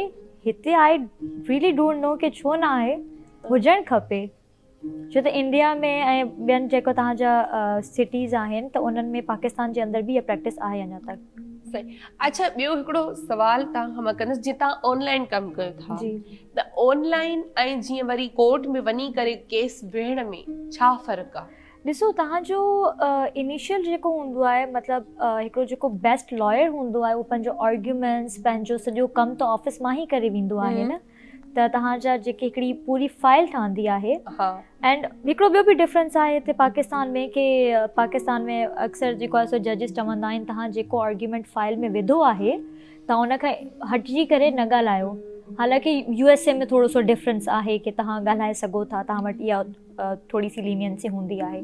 त उहो ई जीअं पाकिस्तान जे अगरि कानून जी ॻाल्हि कई वञे त हिते वेही करे तव्हांखे उहा हर शइ त पहिरियां फाइल में ॾियणी हूंदी आहे। तव्हांजी जेका कोर्ट्स आहिनि उहा तव्हां जेका ॻाल्हि फॉर सपोज़ तव्हां जज आहियो, मां वकील आहियां, तव्हां मूंखे इहो रिक्वायर कंदव त पहिरियां मां तव्हांखे हर शइ रिटन फॉर्म में ॾियां। अच्छा, मुंहिंजो आर्ग्यूमेंट छा आहे उहो मां तव्हांखे ॾींदमि, उन खां बाद जेको आहे सो तव्हां ॾिसंदव। उन खां पहिरियां जेको आहे सो तव्हांजे इशूज़ छा आहिनि, तव्हांजो उहा इशूज़ जी फ्रेमिंग थींदी आहे हिकिड़ी प्रॉपर फॉर्मली, त उहो पहिरियां पेपर वर्क थींदो आहे, उन खां बाद तव्हां जेको आहे सो कोर्ट में वञी करे ॻाल्हाईंदा। एंड आई बिलीव तव्हांजो जेको आहे सो 60-70% जेको कमु आहे उहो ऑफिस जो ई हूंदो आहे। सो इन ऑनलाइन मुंहिंजो कमु इहो ई आहे, असांजा जेके सीनियर्स हूंदा आहिनि पहिरियां असां घर में वेही करे तव्हां कमु कंदा आहियो एंड देन तव्हां पंहिंजे सीनियर्स खे जेको आहे उहो ब्रीफ कंदा आहियो कि केस में छा आहे ऐं जेका बि ड्राफ्टिंग हूंदी आहे तव्हां उन्हनि खे ॾींदा आहियो। पोइ हिकिड़ी हुन डिस्कशन खां बाद उहे कोर्ट वेंदा आहिनि, उहे जज जे साम्हूं केस प्रेज़ेंट कंदा आहिनि ऐं उन खां बाद तव्हांजो जेको आहे सो केस जो प्रोसीडिंग्स हलंदियूं आहिनि। अच्छा अच्छा, हूअं जीअं हिते ईअं थींदो आहे जीअं डेली कोर्ट वञण जे हिसाब सां पुछां थी त तव्हां कंहिंखे बि लीगल नोटिस मोकिलींदा आहियो जी, पोइ हिकिड़ी साइड वारा ईंदा आहिनि, हिकिड़ी साइड वारा न आहिनि ईंदा, त उन जे लाइ लॉ में छा आहे, त जेको नथो अचे उन जे लाइ छा? ॾिसो, हिते मां तव्हांखे थोरो सो क्लैरिफाई करे छॾियां कि लीगल नोटिस में ऐं जेका समन थींदो आहे कोर्ट जे थ्रू में थोरो सो डिफरेंस आहे। अच्छा, लीगल नोटिस जेको हूंदो आहे फॉर सपोज़ मूंखे कंहिंसां कोई बि मसइलो आहे, मुंहिंजो घर, मां हिकिड़े घर में रहां थी, मुंहिंजे घर जे बराबरि वारे घर में कंस्ट्रक्शन जो कमु थो हले ऐं हुननि कोई जेको आहे सो कमु करायो आहे दीवार जे बराबरि में, जंहिंसां मुंहिंजी दीवार डैमेज थी वई। Without going to the court मां पंहिंजे वकील सां कंसल्ट कंदमि, मां उन्हनि खे हिकिड़ो नोटिस मोकिलींदमि कि मुंहिंजो ही नुक़सानु थियो आहे, तव्हां मूंखे हिन जा पे कयो। इलाही दफ़ा जेको आहे सो तव्हांजो नुक़सानु 10,000 जो थींदो आहे, माण्हू 50,000 जो मेंटल डैमेजिस घुरंदा आहिनि which is actually in law. सही। सो उहो जेको आहे सो तव्हांजो हिकिड़ो लीगल नोटिस कहलाईंदो आहे जंहिंजे लाइ तव्हांखे कोर्ट में वञण जी ज़रूरत न हूंदी। मां तव्हांखे लीगल नोटिस मोकिलाईंदमि, तव्हां मूंखे जवाबु ॾींदो, मतिलबु हिकिड़ी आउट ऑफ कोर्ट शइ हूंदी आहे। कोर्ट में छा हूंदो आहे, तव्हां हिकिड़ो प्रॉपर केस फाइल कंदा आहियो पहिरियां, या पोइ वरी कोई दरख़्वास्त ॾींदा आहियो। पोइ जेका तव्हांजी ॿी पार्टी हूंदी आहे उहा जेको आहे सो उन्हनि ॾे जेको आहे सो कोर्ट 3 दफ़ा समन्स कंदी आहे। कोर्ट जी डिस्क्रेशन ते आहे, अगरि हू चाहिनि त हुननि खे अरेस्ट बि कराए सघनि था, या पोइ वरी उन में जेको आहे सो तव्हांजो बिना ॿी पार्टी जे आहे ई जेको आहे सो केस जो फ़ैसिलो थी वेंदो आहे। अच्छा, मतिलबु इन में थोरो फ़र्क़ु आहे लीगल नोटिस ऐं जीअं थोरो सो ई फ़र्क़ु आहे, बसि इहो हूंदो आहे कि तव्हां कोर्ट में ॾेखारे सघो था कि असां पहिरियां हिननि खे इंटीमेट कयो। अच्छा, डॉक्टर साहब का पूछनासी, डॉक्टर साहब आजकल नींद का भी बड़ा मसला है, चाहे बड़े हो बच्चे हो, सबको नींद का प्रॉब्लम है कि भाई सुबह उठा नहीं जाता। जाहिर सी बात है, हम ऑफिस वाले बंदे हैं तो ऑफिस आते हैं, कोई स्कूल गोइंग, यूनिवर्सिटी वगैरह, कॉलेज, लेकिन एक होता है कि आदत होती है कि देर से सोने की, आजकल सबको ही है, लेकिन फिर भी अगर कोई जल्दी सोने की कोशिश करे और उसको नींद ना आए तो बाज़ औक़ात लोग कहते हैं कि भाई आप एक टेबलेट ले लो या 2-3 दिन आप टेबलेट ले लो नींद की गोली, उससे कुछ नहीं होता। तो क्या ये सही है लेना? नहीं, देखिए सही तो कहीं से भी नहीं हम इसको कह सकते। इससे अच्छा एक लस्सी का गिलास पिए इतना बड़ा और नींद खुद ब खुद आ जाएगी। तो रात को कहाँ से? हाँ, तो बस ये कोशिश करनी पड़ती है। देखें अब ये इश्यूज ये आते हैं कि हमारी नींद जो है हमारे लिए इंतहाई ज़रूरी होती है। नींद से मुराद ये होती है कि कम से कम 8 घंटे हम कहते हैं कि होनी चाहिए, नहीं तो 5 घंटे तो ज़रूरी है। क्योंकि हमारी बॉडी को नींद नहीं आती तो हमारी बॉडी को यूँ समझे कि जो ऑटो प्रोसेसेस सोने में चलते हैं, हमारी बॉडी में ऑटो इम्यूनाइजेशन होती है जब ड्यूरिंग द स्लीप, और सारे ऑक्सीडेंट एंटीऑक्सीडेंट वगैरह सब रिमूव करती बॉडी हमारी, उसके फंक्शन होते हैं वो ड्यूरिंग द स्लीप ही काम करते हैं। तो जब आप सोते नहीं, आपने देखा होगा सारा दिन आपका अजीब और गरीब गुजरता है, क्योंकि जो आपको रिलैक्स चाहिए, जो आपके माइंड को रिलैक्सेशन चाहिए वो आपको नहीं मिल रही है, वो सिर्फ नींद से ही मिल सकती है। तो बाद में डॉक्टर्स कहते हैं कि अगर आपको वाकई सीवियर प्रॉब्लम आ रही है सोने की तो आप एक आध गोली खा लें, ताकि उनको ये पता है कि इसकी हेल्थ अच्छी होगी अगर ये सो जाएगा। अमूमन लोगों के कॉन्सेप्ट में होता है कि हम गोली खा लेंगे तो मसला हो जाएगा, लेकिन हम उसको कहते हैं बनिस्बत जागने के, इसलिए वो अगर हम गोली आदत पड़ जाएगी। हाँ नहीं, वो आदत तो पड़ रही, लेकिन जितने डैमेजेस वो ले रहा है वो उससे बहुत ज़्यादा है। अच्छा, अगर ना सो के वो 4-5 दिन तक नहीं सोता तो उसकी वर्किंग क्वालिटी कितनी खराब हो जाएगी, हेल्थ के अंदर कितने इश्यूज आ जाएंगे, बहुत प्रॉब्लम शुरू हो जाएंगे, चिड़चिड़ापन आ जाएगा, डिप्रेशन में चला जाएगा। उन सब हैजर्ड से बचने के लिए आप अगर एक नींद की गोली खाते तो उसकी एक सिंपल सी हैबिट्स होती है, उसको भी हम बाद में विड्रॉ कर सकते हैं टैपर करके। अच्छा, मतलब 1-2 दिन अगर खा ले तो कोई नहीं, देखें उस डिपेंड करता है कि आप क्यों खा रहे हैं। अगर ज्यादा नींद खराब है अगर आपको 2 दिन से नींद नहीं आ रही, तीसरे दिन अगर आपको नहीं आएगी तो फिर आपको पता है कि उसका अंजाम कैसा निकलता है। उसमें गोली खा के सोना बेहतर है बनिस्बत जागने के। सही सही। सो डॉक्टर साहब साबी इन खोड़ सारी कचहरी थी अलवीना साबी, पर हाशिम खां जो आहे कुछ बुद्धि वठंदासीं हाणे अॼु अच्छा अॼु हाशिम जी बर्थडे भी आहे। सो इन खां ई असां सॉन्ग ॿुधंदासीं। हूअं जंहिंजी बर्थडे हूंदी आहे उनजे लाइ स्पेशली मतलब ॿिए कंहिंखां सॉन्ग ॿुधबो आहे, पर असां हिन खां ई ॿुधंदासीं। हाँ हाँ, सो छा ॿुधाईंदो पंहिंजी बर्थडे जी ख़ुशी में?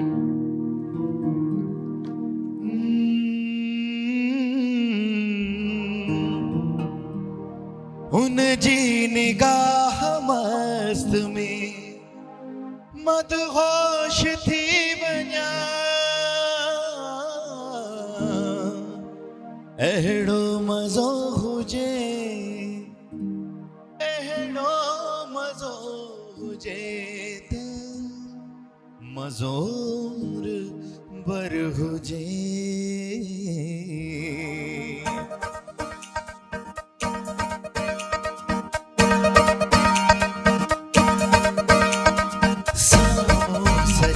हुजे नजर में नजर हुजे, सामो सजण हुजे नजर में नजर हुजे, पंहिंजी ख़बर हुजे न के, पंहिंजी ख़बर हुजे न के, बेटी ख़बर हुजे, सामो सजण हुजे नजर में नजर हुजे, सामो सजण हुजे नजर में नजर हुजे।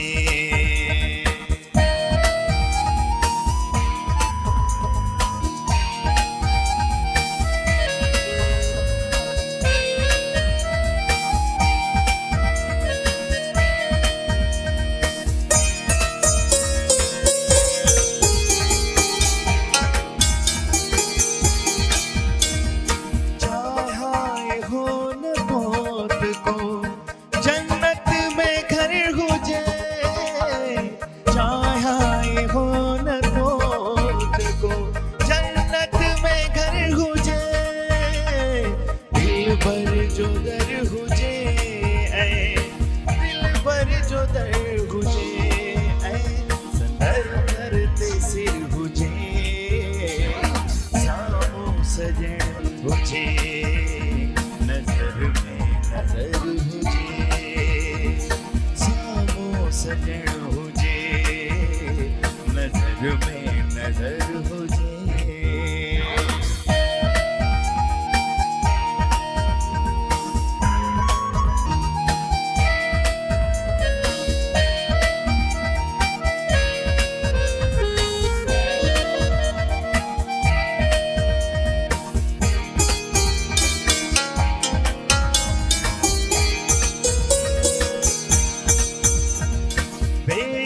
ॾिजे उन्हीअ खे सीनो सिधो करे बेशक ॾिजे उन्हीअ खे सीनो सिधो करे जंहिंजी अखियुनि जे तीर में जंहिंजी अखियुनि जे तीर में कोई असर हुजे साम्हूं सॼण हुजे नज़र में नज़र हुजे साम्हूं सॼण हुजे नज़र में नज़र हुजे पंहिंजी ख़बर हुजे न कंहिं पंहिंजी ख़बर हुजे न कंहिं ॿिए जी ख़बर हुजे साम्हूं सॼण हुजे नज़र में नज़र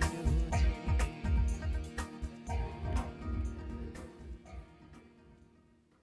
वाह वाह ज़बरदस्त. सो बहरहाल ब्रेक जो बि टाइम थियो आहे त ब्रेक ते हलंदासीं ऐं ब्रेक खां पोइ वरी गॾु.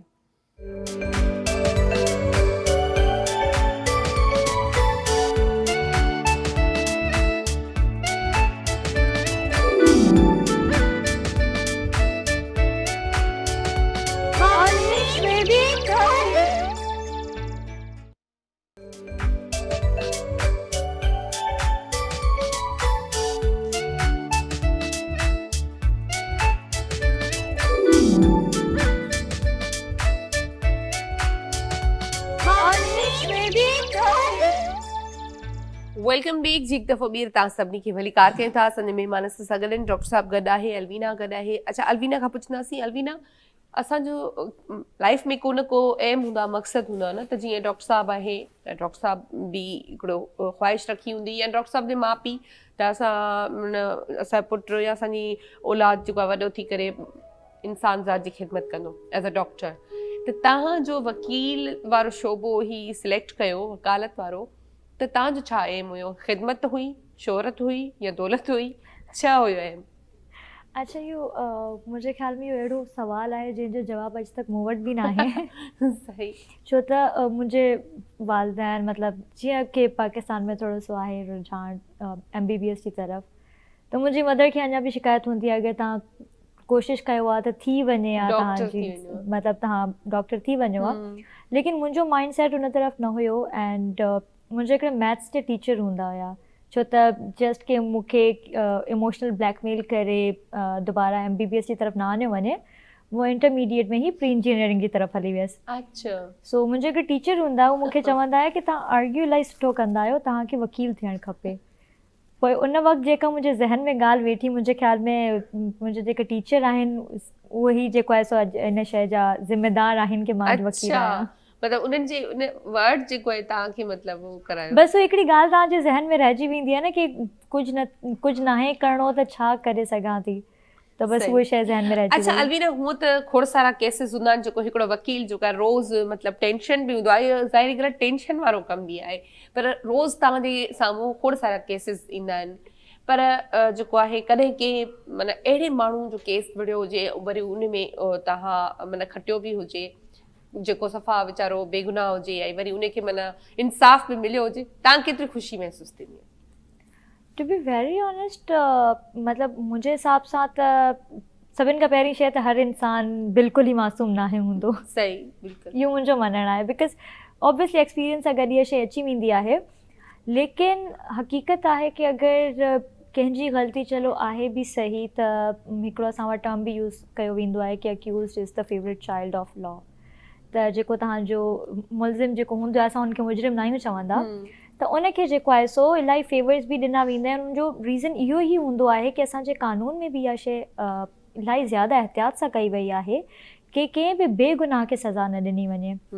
त हुनजी ख़ुशी बि पंहिंजी जॻह ते हूंदी आहे की कंहिं गुनाहगार खे सज़ा थियण खां वधीक ख़ुशी हूंदी आहे बेगुनाह खे बचाइण जी. बिल्कुलु.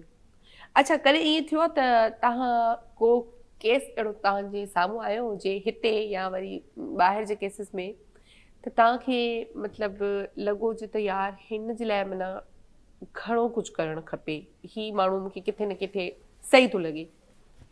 ये इलाही केसिस ईंदा आहिनि मतिलबु न सिर्फ़ु इलाही दफ़ा फैमिली केसिस में इहो थींदो आहे, मां अवॉइड कंदी आहियां फैमिली केसिस छो भला?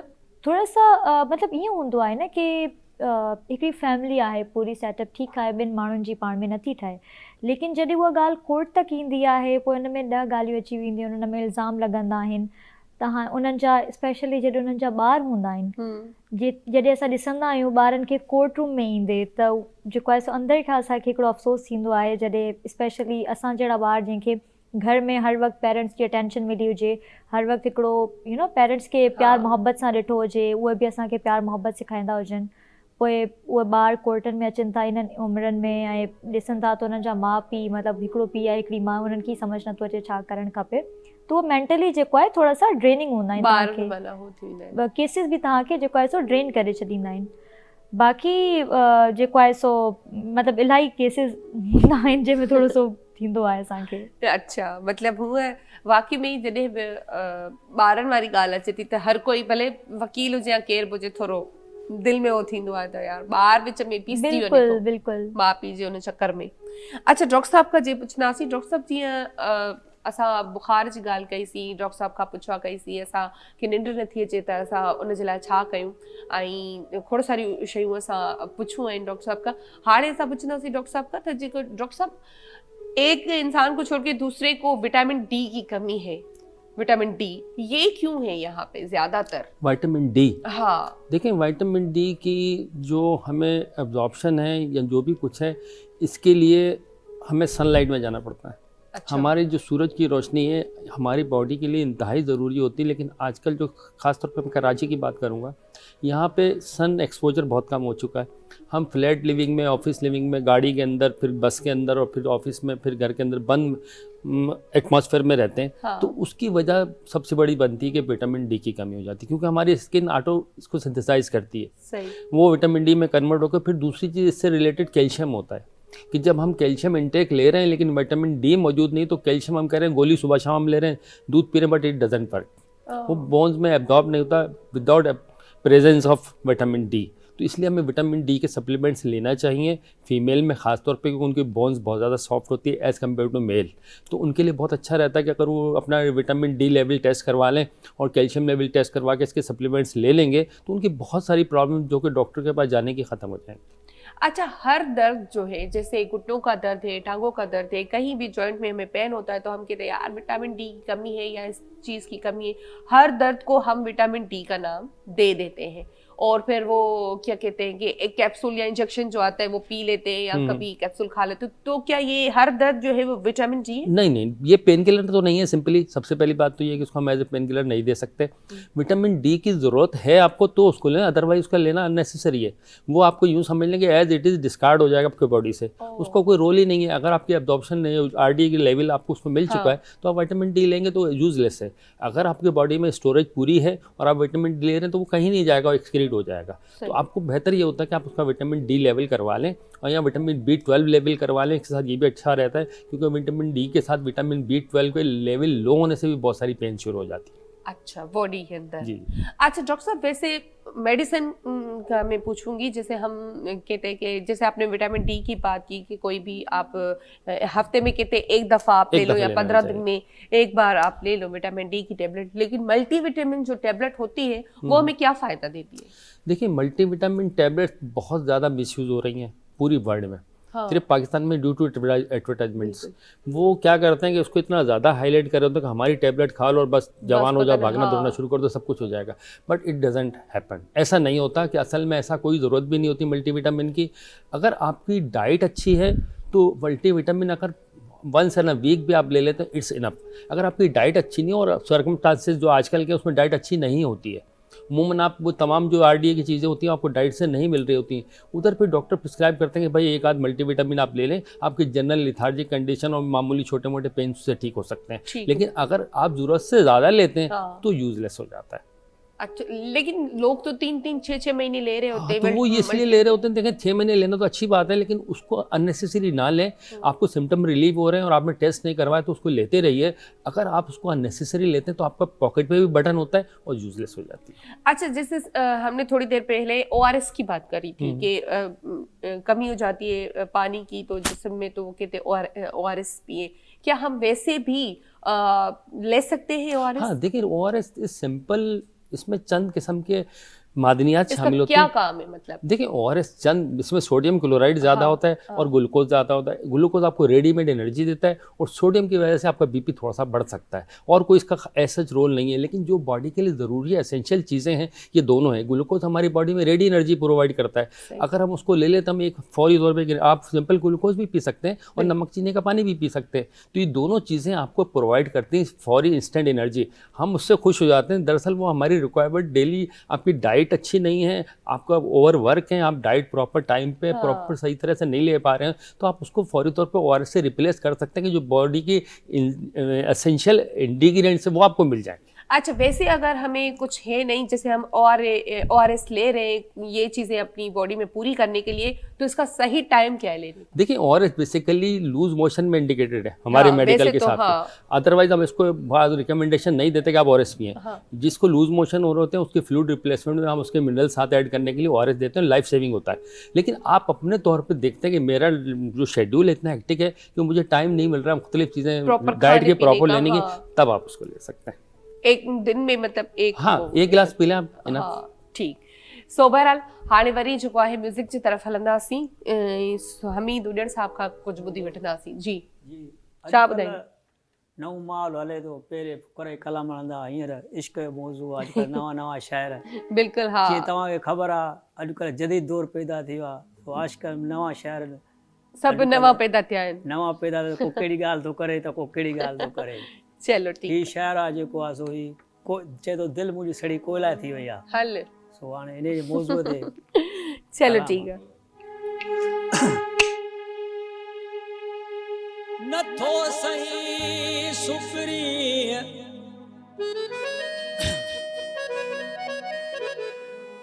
नथो सही सुपरी मां खणी वञा लॾो, हाणे फ़क़ीरनि सां फॾो कर न तूं कंबराणी चवे।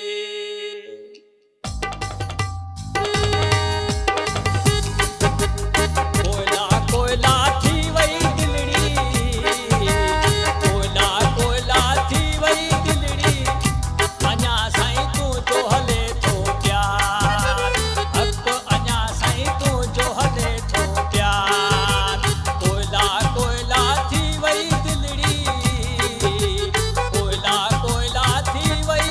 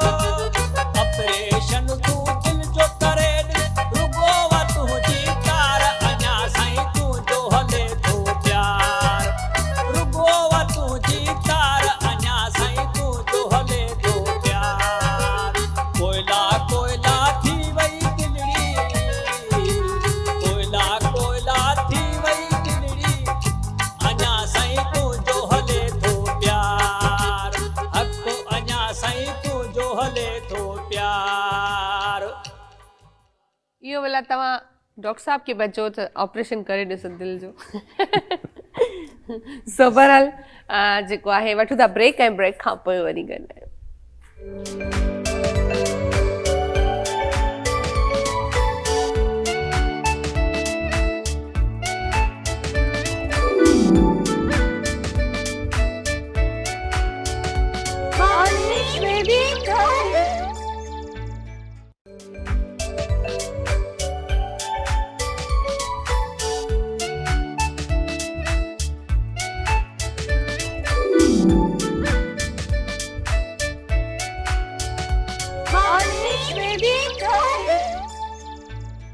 वेलकम बैक जी, हिकु दफ़ो ॿीहर तव्हां सभिनी खे मलिकार कयूं था। ऐं जीअं त असां अच्छा अलबीना अॻु असां हिकिड़ी ॻाल्हि कईसीं ब्रेक ते वञण खां पहिरियां जेको त तव्हांजो त जेके फैमिली केसिस आहिनि उहे तव्हां घटि मतिलबु उनखे लाइक कंदा, इन जे करे त ॿार वीचारा उहो थी वेंदा आहिनि। पर हूअं त तव्हां ज़ाहिरी ॻाल्हि आहे कोर्स में ॾिठो हूंदो या तव्हां वटि बि अहिड़ा केसिस ईंदा हूंदा। अॼुकल्ह जीअं असां वुमेन पावर जी ॻाल्हि त कंदा आहियूं, पर तव्हां वांगुरु जीअं ॿिया असांजे प्रोग्राम में वकील ईंदा आहिनि त उहे ज़्यादातर इन जी ॻाल्हि कंदा आहिनि त अॼुकल्ह जेकी खुला आहे उहा ज़्यादा आहे। तव्हां छा था चओ इन जे बारे में? ॾिसो वजह छा आहे? मुंहिंजे ख़्याल सां हिकिड़ी तव्हांजी अगरि वुमेन पावर जे हिसाब सां ॻाल्हि कई वञे त हर शइ जा प्रोस बि हूंदा आहिनि, कॉन्स बि हूंदा आहिनि। त किथे इन जो ग़लति इस्तेमालु बि थिए थो, लेकिन अगरि हक़ीक़त ॾिठी वञे त हिकिड़ी औरत अगरि इहो डिसाइड करे थी त हुनखे पंहिंजे हस्बैंड सां गॾु नाहे रहणो ऐं सिर्फ़ु इन बेसिस ते कि हुनजी अंडरस्टैंडिंग नथी थिए या पोइ हुनजो हस्बैंड हुनखे उहा शइ प्रोवाइड नथो करे सघे जेका हूअ एक्सपेक्ट थी करे, त इन में मुंहिंजो न ख़्याल कि कोई दोराए आहे, छो त इहो हक़ त शरई आहे।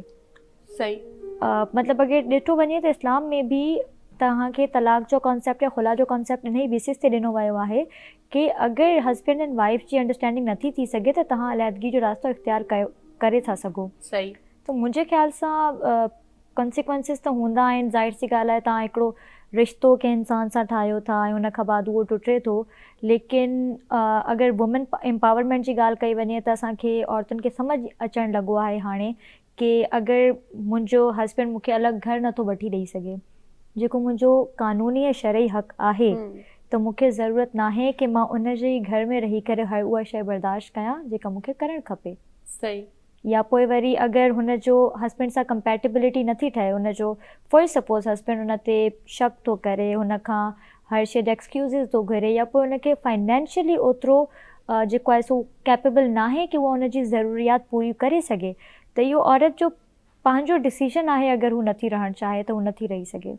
अच्छा, उहो त हिकिड़ो जीअं तव्हां चयो त लॉ में बि आहे त भई तव्हां खुला वठी था सघो, पर ज़्यादातर जेको रेशो आहे उहो खुला जो ई आहे, मतिलबु औरतुनि जे तरफ़ आहे, औरतुनि जे तरफ़ खां आहे त असांखे नाहे रहणो। त इट मीन्स त माना औरत जेका आहे उहा जीअं असां चवंदा आहियूं त यार औरत हिकु पासे चवंदा आहियूं त बर्दाश्त करे थी, ॿिए पासे छा इहो ॾिठो इहो सही चवंदासीं त छा हुन में बि बर्दाश्त न आहे, मर्द में त उहो ई कोन्हे। ॾिसो मां हिकिड़ी सिंपल सी ॻाल्हि आहे कि अगरि औरत उथी करे मर्द खे चई छॾियो कि मूंखे खुला खपे त तलाक तव्हांजी नाहे थींदी, लेकिन अगरि मर्द चई छॾियो औरत खे कि तलाक मां तोखे ॾियां थो त तलाक थी वई तव्हांजी। असां वटि टियों केस वरी हूंदो आहे म्यूचुअल डिवोर्स जो, त उन्हनि शयुनि में तव्हांखे कोर्ट वञण जी ज़रूरत ई न आहे। असल मसइलो इहो आहे असांजो अनफॉर्चुनेटली असांजे मुआशरे जो कि किथे औरत उथी करे का कोई हक़ घुरे थी त मर्द उन्हनि खे नाहे ॾींदा, उते थोरो सो जेको आहे सो हुननि जी मेल ईगो वारो फैक्टर अची वेंदो आहे। उन जे करे ई जेको आहे सो औरतुनि खे कोर्ट जो रास्तो इख़्तियार करिणो पवंदो आहे। त इन में ग़लति या सही त पोइ बाद जी ॻाल्हि आहे, उहो केस टू केस डिपेंड थो करे, लेकिन औरत वटि इहो हक़ मुंहिंजे ख़्याल सां उहो ई आहे कि बर्दाश्त अगरि असां हिन खे थोरो सो रिप्लेस कयूं त औरत बर्दाश्त त नथी करे, पर औरत बर्दाश्त नथी करे कि मुंहिंजी हक़ तलफ़ी थिए। सही। अच्छा, अरे डॉक्टर साहब वेठो है तो डॉक्टर साहब की तरफ भी हलंदासीं। अच्छा डॉक्टर साहब, रिएक्शन, एक्शन और रिएक्शन हर चीज़ में होता है, तो जब कभी किसी को इंजेक्शन लगता है या ड्रिप रिएक्शन हो जाता है, रिएक्शन बाज़ों का ख़तरनाक भी होते हैं और रिएक्शन माइनर भी हो जाते हैं, तो अगर किसी को रिएक्शन हो जाए किसी ऐसी चीज़ से, इंजेक्शन से, तो अब देखें जिसको बुखार हुआ उसको इंजेक्शन लगा, उसको कोई ऐसा बॉडी में रिएक्शन हो गया, खारिश हो गई या सूजन हो गई या कुछ इस तरह दिल घबराने लगा, तो क्या वही इंजेक्शन वो कभी भी नहीं लगवा सकता? नहीं, देखें, बहुत अच्छी चीज़ है, इसको आम आदमी को समझने की ज़रूरत है। ये इंजेक्शन टू इंजेक्शन बहुत ज़्यादा वेरी करता है और हर बॉडी की केमिस्ट्री थोड़ी सी डिफरेंट होती है कि एक इंजेक्शन एक बंदे को, तो एक पेशेंट को रिएक्शन कर रहा है, दूसरे को नहीं कर रहा। तो हमारे मेडिकल में इसकी टेस्ट डोज दी जाती है। उमूमन मतलब ज़्यादातर मेडिसिन की टेस्ट डोज होती है, लेकिन कुछ मेडिसिन ऐसी होती हैं जो बगैर टेस्ट डोज के विद एक्सपीरियंस चल रही होती हैं। लेकिन अगर किसी को कोई बॉडी में फ़र्ज करें एक एंटीबायोटिक सेफ्ट्राइजोन, अब हमने किसी पेशेंट को देना तो हम पहले उसको टेस्ट करके देंगे। अगर किसी ने बगैर टेस्ट के लगवा लिया, उसको रिएक्शन हो गया, तो उसमें बहुत सारी चीज़ें ऐसे उसको कंट्रोल किया जा सकता है। अच्छा। इतना ज़्यादा डेंजरस नहीं होता। लेकिन हमारे यहाँ सबसे बड़ा अलमिया ये है कि हमारे यहाँ क्वेकरी बहुत है। वो ये करते हैं कि एक डॉक्टर ने एक बच्चे को इंजेक्शन लगाया, किसी बड़े को लगाया, उसने देखा डॉक्टर ने दिया था, वो भी उसको लगाना शुरू कर देता है। हाँ। उसको ये नहीं पता कि उस पेशेंट की नीड है कि नहीं है। ये सबसे बड़ा नुकसान उसको होता है। लेकिन अगर रिएक्शन हो जाता है तो ये बहुत उमूमन एक चीज़ है कि लोग घबरा जाते हैं। इसमें किसी किस्म की घबराने की ज़रूरत नहीं। सिंपल एंटीहिस्टामिन टैबलेट्स आती हैं या एक एंटीहिस्टामिन का इंजेक्शन होता है जो हम दे के रिएक्शन को फौरी तौर पर रोक सकते हैं। लेकिन उससे घबराने से क्या होता है कि वो मजीद कंडीशन ख़राब हो जाती है। सही सही। सो अच्छा, यही हिकिड़ी इहा बि वजह हुई डॉक्टर साहब खां इहो सवाल करण जी त इंजेक्शन खां पोइ वरी माण्हू घबराईंदा आहिनि त ये में नहीं लगवानी। सो बहरहाल टाइम बि बिल्कुलु घटि आहे ऐं आख़िर में असां हिननि जो जेको आहे हाशिम जो सॉन्ग बि ॿुधंदासीं ऐं असां उमेद कंदासीं हाशिम असांखे धमाकेदार सॉन्ग ॿुधाईंदो। सो बहरहाल अलवीना, तव्हांजी वॾी महिरबानी, तव्हां आयो, इलाही सुठो लॻो तव्हां सां मिली करे, तव्हां सां ॻाल्हाए करे। डॉक्टर साहब आपका बहुत शुक्रिया, आप आए, बहुत अच्छी चीज़ें हमें सीखने को मिली आपसे और बहुत सारी चीज़ें रह भी गई क्योंकि टाइम की वो शॉर्टेज होती है ना। अच्छा, टॉपिक दोनों का ऐसा है ना कि मतलब 2 घंटे भी कम पड़ते हैं। ॿियो तव्हांजी वॾी महिरबानी, तव्हां आयो ऐं असां हाशिम जी अॼु बर्थडे आहे त खोड़ सारियूं बेस्ट विशिस हाशिम जे लाइ ऐं पूरी टीम जे तरफ़ां हाशिम बेस्ट विशिस।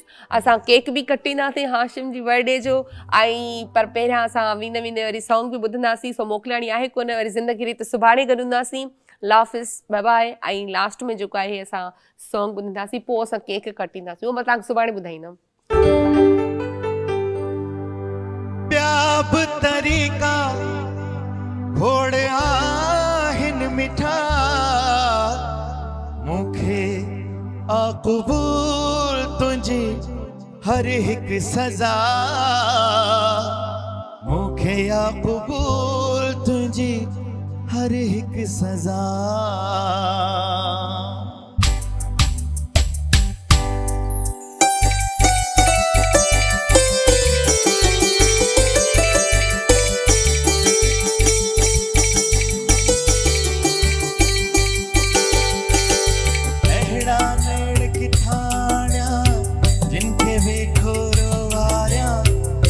को शर्त ॿुधाए पिरी एॾो ना हक़ छो पियो करी, ॿिया बि तरीक़ा खोड़ आहिनि मिठा, मूंखे क़बूल तुंहिंजी हर हिकु सज़ा, मूंखे क़बूल तुंहिंजी हर हिकु सज़ा, मूंखे क़बूल तुंहिंजी हर हिकु सज़ा,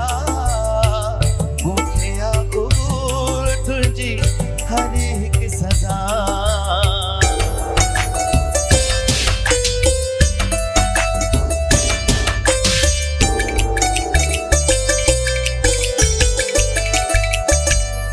मां करे थो चवां दुख न दे, पर मुंहिंजो हशर बि ॾिस, ॼण मां ॾोही फेरी पंहिंजो कहर बि